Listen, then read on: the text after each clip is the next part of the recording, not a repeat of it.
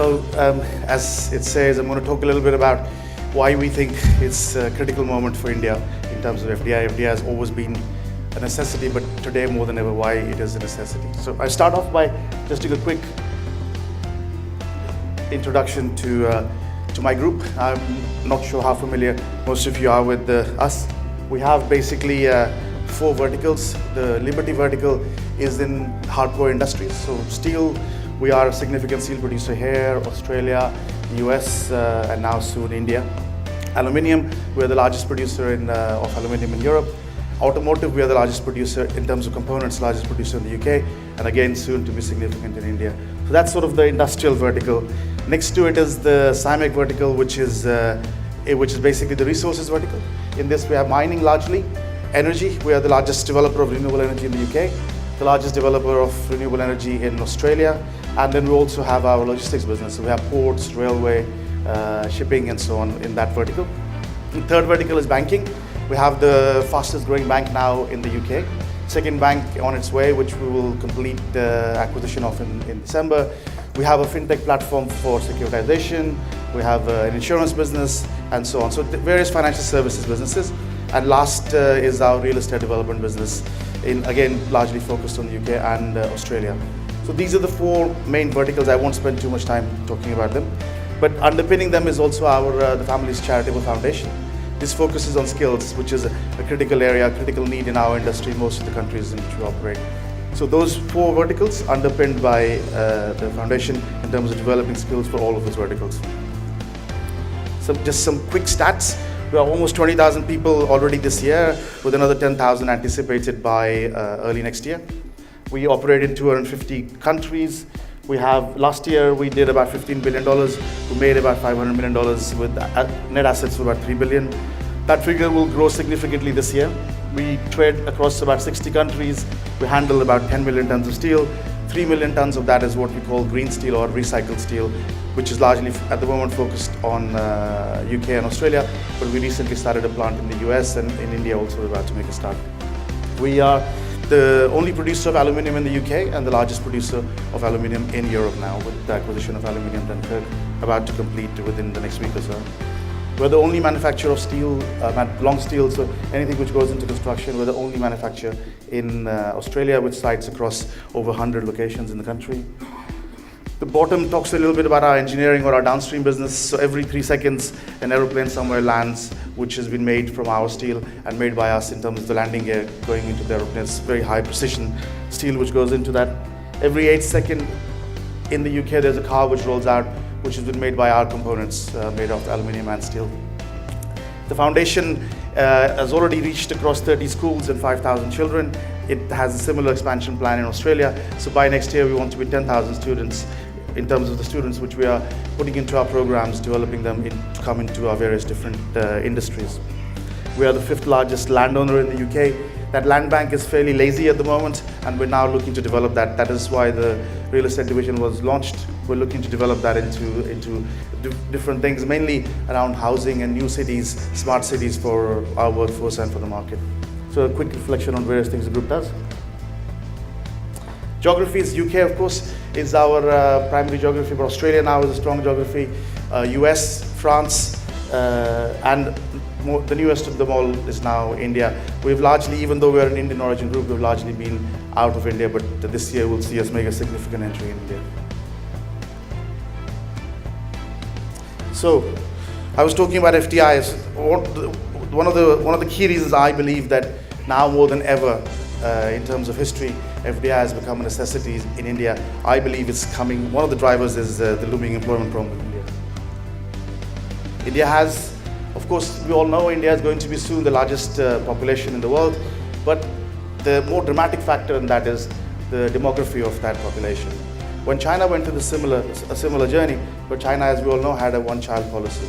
We have, I think, average 3.5 children in India, which means that average age in China of the people will be far higher than it is in India.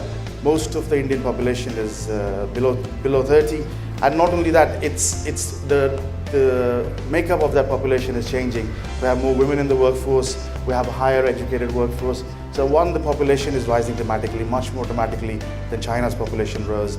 And secondly, that population is far more educated and is much more willing and wanting to be in the workplace. So by, as they say, in a few years, we have over 1 billion people who want to work and get a job in India, which is a daunting figure.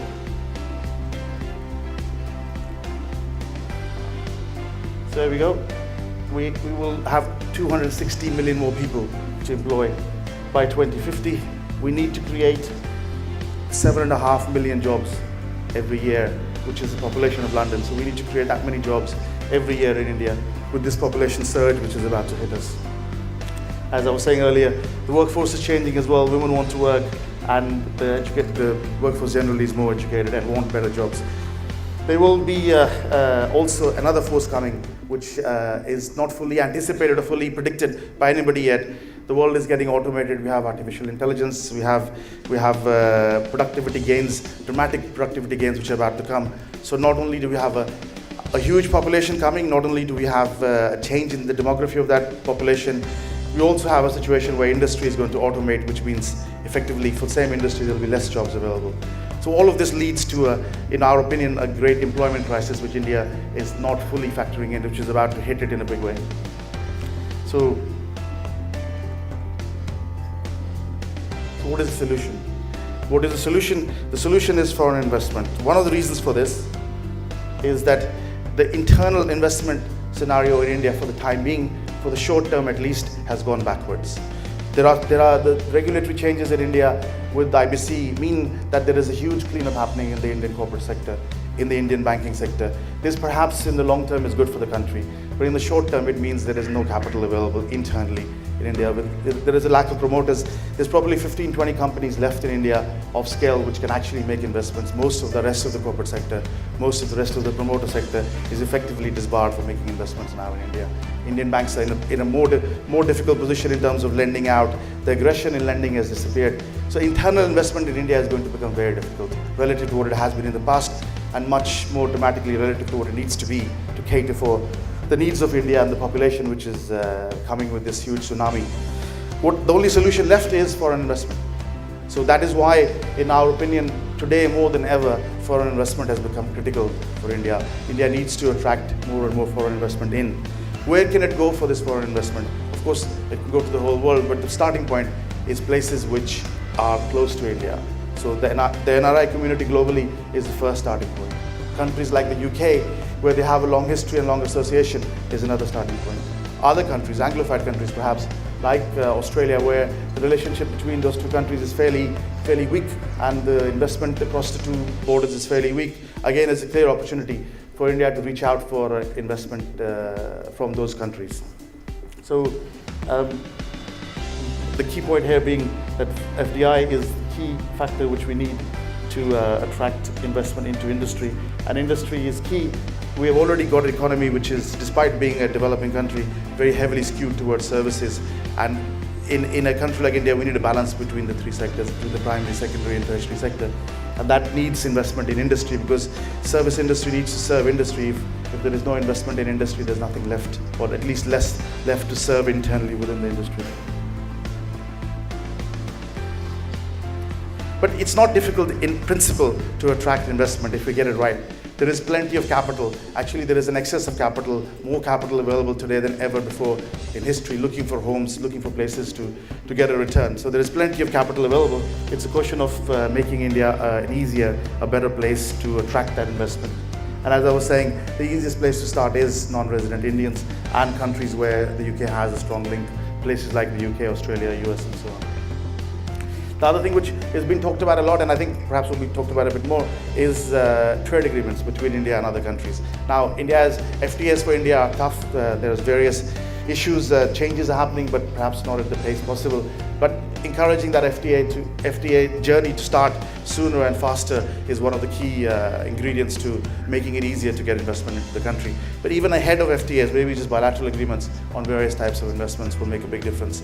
And there are countries, again, I'm currently based in Australia, so I know Australia is reaching out to India for the first time. The Australian supers, the pension funds, if you like, have made a dedicated trip to India to try and see how they can access the Indian market. So even if the FTAs don't exist yet, there is a desire from these countries to invest in India. So finding a way to access that and to actually turn that interest into investment is the key challenge and the key opportunity which India has today.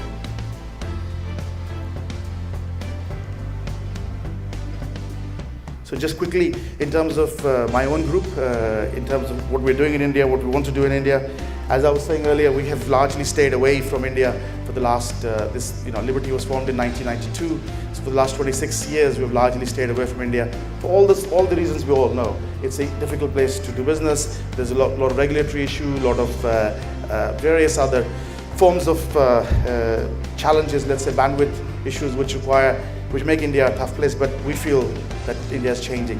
It is at the cusp of change. Maybe the change is not quite turned into reality yet, but it is changing, and we feel that change coming, and hence we as a group as a family have made a decision to invest heavily in India. The sectors which we've identified so far, in steel we've already acquired or agreed to acquire one plant. There are others we're pursuing. In aluminium we are pursuing opportunities. In engineering or in auto we have agreed to acquire Amtech, and other businesses we are also looking at in the same space.